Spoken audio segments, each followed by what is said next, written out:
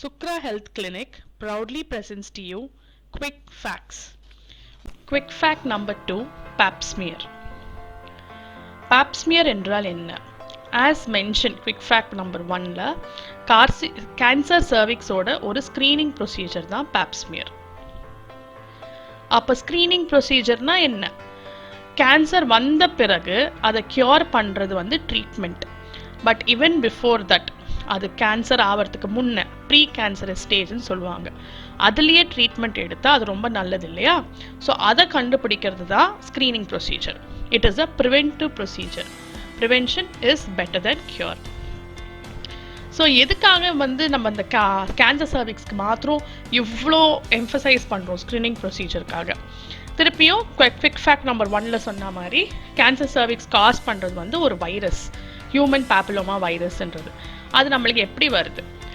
Not necessary multiple times, ஒரு வாட்டி கூட நம்ம லைஃப் டைமில் செக்ஷுவலி ஆக்டிவாக இருந்தோம்னா நம்மளுக்கு அந்த ஹெச்பிவி வைரஸ் வர சான்சஸ் இருக்குது.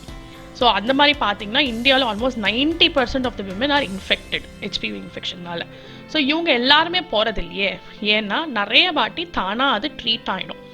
எப்போ அது ட்ரீட் ஆகலையோ அந்த பேஷண்ட்ஸ் தான் வந்து கேன்சருக்கு போவாங்க. அதனால இப்போ நம்மளுக்கு எப்படி, that is why we have screening procedure. ரொம்ப லாங். இந்த ஸ்க்ரீனில் பார்த்தா தெரியும், சர்விக்ஸ் இருக்கு இல்லையா, இதில் ஹியூமன் பேப்லோமா வைரஸோட இன்ஃபெக்ஷன் ஆகுது. நிறைய பேருக்கு இந்த ஸ்டேஜ்லேயே க்யூர் ஆகிடும். ஆகாதவங்க வந்து persistent infection for 5 to 20 years இந்த மாதிரி மைல்டு சேஞ்சஸ்லாம் தெரிய வரும். இந்த 5 to 20 yearsல இந்த சேஞ்சஸ் தான் நம்ம இப்போ அட்வான்டேஜாக எடுத்து ஸ்க்ரீனிங் ப்ரொசீஜர்ஸ் பண்ணணும். சரிங்களா? I do not have any risk factors. எனக்கு ரிஸ்க் ஃபேக்டர்ஸ் எதுவும் இல்லை. பேப் ஸ்மியர் நான் பண்ணணுமா? Direct answer is yes. Pap smear நீங்கள் பண்ண தான் செய்யணும். ஏன்னா முன்னே சொன்ன மாதிரி once or multiple doesn't matter, sexually ஆக்டிவாக இருந்தீங்கன்னா பேப் ஸ்மியர் பண்ணணும். வேர்ஜின் நான் எனக்கு வந்து பேப் ஸ்மியர் அவசியமா அப்படின்னு கேட்டிங்கன்னா மேபி நாட். ஆனால் திருப்பியும் வந்து நம்ம ஹிஸ்ட்ரியும் எக்ஸாமினேஷன் பண்ணிட்டு தான் ஒரு டாக்டரால் தான் ப்ராப்பர் ரெக்கமெண்டேஷன் கொடுக்க முடியும். எனக்கு வேக்சினேஷன் பண்ணியிருக்கேங்க, கேன்சர் சர்விக்ஸோட வேக்சினேஷன் பண்ணியிருக்கேன், எனக்கு பேப் ஸ்மியர் அவசியமா? இந்த கொஸ்டினும் நிறைய பேருக்கு வரலாம். இதுக்கும் direct answer yes. Even if you are vaccinated, Pap ஸ்மியரை நீங்கள் ரெகுலராக பண்ணணும். எதுக்கு பண்ணணும்னு நினச்சிங்கன்னா, வேக்சின் வந்து அது எப்படி பண்ணியிருப்பாங்கன்னா, நிறைய விதமான ஹெச்பிவி வைரஸ் இருக்கும். Most commonest cos in certain types இருக்கும். அதை வச்சு தான் வேக்சின் பண்ணியிருப்பாங்க. சப்போஸ் நீங்கள் மற்ற ஹெச்பிவி வைரஸ்னால இன்ஃபெக்ஷன் ஆனீங்கன்னா அப்போ உங்களால் யாராலையும் ப்ரிவெண்ட் பண்ண முடியாது இல்லையா? So vaccine and pap smear goes hand in hand. என்னோட யூட்ரஸை எடுத்துட்டாங்க, எனக்கு பேப் ஸ்மியர் அவசியமா? Once again maybe not. டாக்டர்கிட்ட பேசணும். சம்டைம்ஸ் சர்ஜரி பண்ணும் போது சர்வைக்கல் டிஷ்யூ கொஞ்சம் விட்டுடலாம், இல்லைனா சர்விக்ஸே கொஞ்சம் விட்டுடலாம். அப்படி இருக்கும் போது ஹிஸ்ட்ரி அசஸ் பண்ணி திருப்பியும் எக்ஸாமின் பண்ணி the doctor will give you proper recommendation. So I have decided for a pap smear. இப்போ நான் பேப் ஸ்மியர் பண்ணணுன்னா எப்போ வரணும்? யூஸ்வலி வந்து there are 2 criterias இதில். ஒன் இஸ் ஏஜ் 21, இன்னொன்று வந்து when you start becoming sexually active. நிறைய பேர் 21 இயர்ஸ்க்கு அப்புறமா தான் செக்ஷுவலி ஆக்டிவ் ஆவாங்க. So they will recommend that. இல்லைனா அதுக்கு முன்னே நீ செக்ஷுவலி ஆக்டிவ் ஆரம்பிச்சிட்டீங்கன்னா விச் எவர் கம்ஸ் ஃபர்ஸ்ட், அப்போ தான் நீங்கள் வந்து பேப் ஸ்மியர் டெஸ்டிங் ஆரம்பிக்கணும். So how often? ரிப்பீட்டடாக பண்ணணுமா? எஸ். 21 இயர்ஸ்லேருந்து 65 இயர்ஸ் வரைக்கும் every 3 years once you have to do pap smear. 65 இயர்ஸ்க்கு அப்புறமா may not be required. Condition வந்து திருப்பியும் டாக்டர் அசஸ் பண்ணி உங்களுக்கு ரெக்கமெண்டேஷன் கொடுப்பாங்க. ஸோ இப்போ நான் பேப் ஸ்மியர் பண்ணுறதுக்கு ரெடியாக இருக்கிறதுனால நான் எப்படி போகணும், என்ன பண்ணணும், என்ன ப்ரிப்ரேஷனோட போகணும் அப்படின்னு கேட்டிங்கன்னா, 3 to 5 days பீரியட் ஸ்டாப் ஆன நாள்லேருந்து தான் நாங்கள் வந்து பேப் ஸ்மியர் பண்ணுவோம்.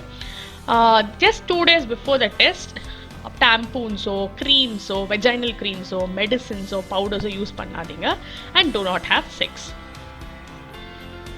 ஸோ எப்படி பண்ணுறாங்க? How do we do it? ஜென்ரலாக சொன்னால் it's an outpatient procedure. ஓபியில் without any anaesthesia it is done. இப்போ டாக்டர் வந்தோன்னே he'll ask you to lie down on the table. Head லெக்ஸை வந்து நல்லா ஹையப்பாக ஸ்டிரப்ஸில் போட்டு கட்டிடுவாங்க. தே வில் இன்சர்ட், அப்புறம் ஒரு ஸ்பெக்குலம் அப்படின்னு இன்சர்ட் பண்ணுவாங்க, வெஜானாக்குள்ளே இன்சர்ட் பண்ணிவிட்டு சர்விக்ஸை பார்ப்பாங்க. ஸ்மால் ப்ரஷ் இல்லைனா ஸ்பேச்சுலா யூஸ் பண்ணி உங்கள் சர்விக்ஸை ஜென்டலாக ஸ்க்ரேப் பண்ணி அதை வந்து டெஸ்டிங்க்கு அனுப்புவாங்க. ஸோ இதுதான் இது. The first one is the speculum, இதுதான் இன்சர்ட் பண்ணுறது. இதுதான் வந்து அந்த ப்ரஷ், இப்போ ப்ரஷ் தான் நிறைய யூஸ் பண்ணுவோம். அந்த தேர்ட் ஒன் இஸ் இதுதான் அந்த ஸ்மியர் பண்ணி சாம்பிள் எடுக்கிறது. இதுதான் அந்த அப்நார்மல் செல்ஸ் ஃபர்ஸ்ட் காட்டின இல்லையா, இதை வச்சு தான் பார்ப்பாங்க. ஸோ த சேம் திங், இதுதான் அந்த ஸ்பெக்குலம் இன்சர்ட் பண்ணதுக்கு அப்புறமா this is the swab used. இது வந்து இப்படி இருக்கிறது test is call liquid based. Usually பேப்ஸ்மியரில் வந்து 2 விதம் இருக்குங்க, கன்வென்ஷனல் பேஸ்டு அண்ட் லிக்விட் பேஸ்ட்னு சொல்லுவாங்க. இதில் வந்து த பெஸ்ட்டு இல்லைனா ஸ்பெசிஃபிசிட்டி சென்சிட்டிவிட்டி அதிகம்னு சொன்னீங்கன்னா லிக்விட் பேஸ்ட் தான். Does it hurt, do I need anaesthesia? அதான் இப்போ நெக்ஸ்ட் கொஸ்டின் ஆப்வியஸ்லி எல்லாருக்கும் வரும். மைல்ட் டிஸ்கம்ஃபர்ட் இருக்கலாம், but definitely not painful, no anaesthesia is required. So what about the results? இப்போ எனக்கு ரிசல்ட்ஸ் வந்துடுச்சு, நாளைக்கு தான் பேஷண்ட் டாக்டரை போய் பார்க்கணும். ஸோ அதுக்குள்ளே எங்களுக்கு ஒரு பயம் இருக்கும் இல்லையா? So what do we do? If it is நார்மல்னா இட் இஸ் நெகட்டிவ் ஃபார் எனிதிங்னா continue Pap smear every 3 years. ஒரு வாட்டி normal doesn't mean you have to stop the pap smear, you have to do it every 3 years. If it is abnormal அப்படின்னா there are certain terms like ascus, HCIL, LCIL அப்படின்னு ஏதாவது terms இருந்ததுன்னா do not panic.